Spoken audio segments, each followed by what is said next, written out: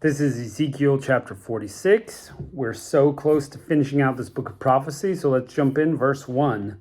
The Lord Yahweh says, "The gate of the inner court that looks toward the east shall be shut 6 working days, but on the Sabbath day it will be open, and on the day of the new moon it will be open."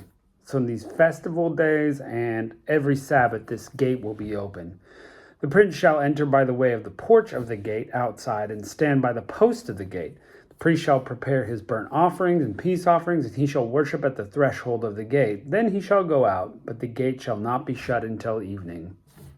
Again, special sort of got sacrifices happening, but that gate is only open for the special occasion. People of the land shall worship at the door of that gate before Yahweh on the Sabbaths and on the new moons. The burnt offering that the prince shall offer to Yahweh shall be on the Sabbath day, 6 lambs without defect and a ram without defect. And the meal offering will be an ephah for a ram, and the meal offering for the lambs as he's able to give, and a hin of oil to an ephah. On the day of the new moon it shall be a young bull without defect, 6 lambs and a ram. They will be without defect. He will prepare a meal offering, an ephah for the bull, an ephah for the ram, and the lambs according to his as he is able, and a hin to an oil of ephah. When the prince enters, he shall go in by the way of the porch gate and go out by its way. He goes in one way, out the other. That's different than the people. They had to go out a different gate than they came in.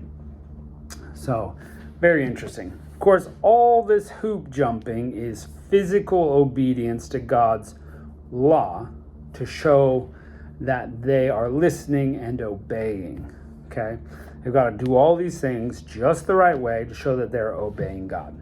And Ezekiel is telling this, remember a few chapters back we said he's telling them this to shame them into action, into doing what they know they should be doing, what they were doing before.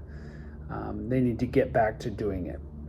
Verse 11, in the feasts and the appointed holidays, the meal offering shall be an ephah for a bull and an ephah for a ram, and for the lambs he is able to give, and a hin of oil to an ephah.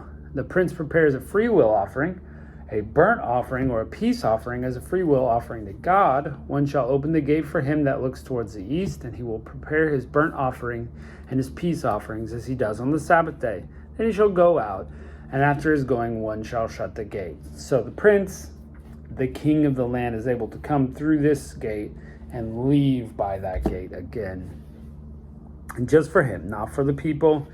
And he's to have that side near, and the people have the other side, and the temple in the middle.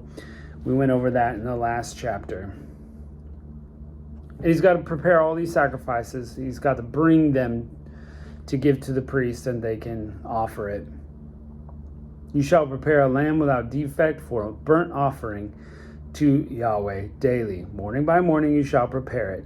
You shall prepare a meal offering in it morning by morning, and the 6th part of an ephah, the 3rd part of a hin of oil to moisten the fine flour, a meal offering to Yahweh continually by a perpetual ordinance.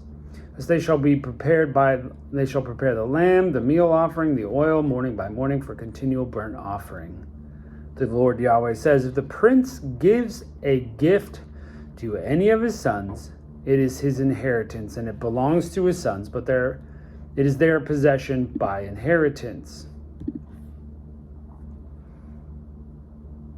But if he gives of his inheritance a gift to one of his servants, it shall be his to the year of liberty. Then he will return it to the prince. But as for his inheritance, it shall be for his sons. And God set this rule up long ago in the law that property is for the sons, and even if it goes to somebody else, it comes back to the family at the year of Jubilee.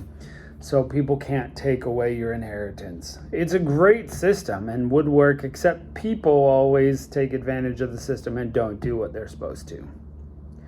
Moreover, the prince shall not take of the people's inheritance to thrust them out of their possession. He will give inheritance to his sons out of his possession, that my people not each be scattered from his possession.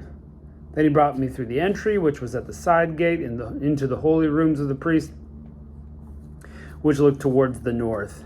Behold, there was a place on the back part westward. Now listen, could you imagine if in your family inheritance there was property, and you always had that property, and no matter what happened in life, maybe you were poor, you sold it off, but it would come back to your family. That would be great. you could consistently have that, your future generations could have that. That's what they had. And sometimes it feels like the wealthy just keep getting wealthier in America. Like they just keep building on. They're taking everybody else's stuff. Well, to a certain extent, you would not have been allowed to do some of it back in this day. So it's a good system. Obviously, God came up with it, so it's a great system. He said to me, "This is the place where the priest shall boil the trespass offering and the sin offering, and they shall bake the meal of the offering, that they not bring them out in the outer court to sanctify the people." Then he brought me out into the outer court and caused me to pass by the four corners of the court. And behold, in every corner of the court there was a court. In the four corners of the court there were courts enclosed, 40 cubits long, 30 wide. These four corners were the same size. There was a wall around them, and around the four, the boiling places were made in the walls around. And he said to me, "These are the boiling houses where the ministers of the people shall boil the sacrifice of the people." So it's all set. You're going to have these on the corners, and they match each other, and you're going to boil the sacrifice there.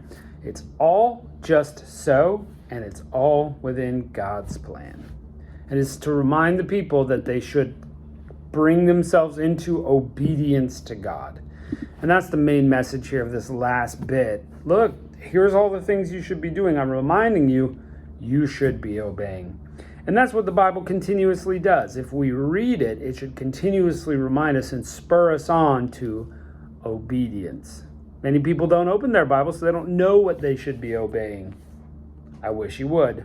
I wish you would open it, read through it, and it will spur you on to a greater relationship with God. Thanks for joining us today, and we'll see you next time.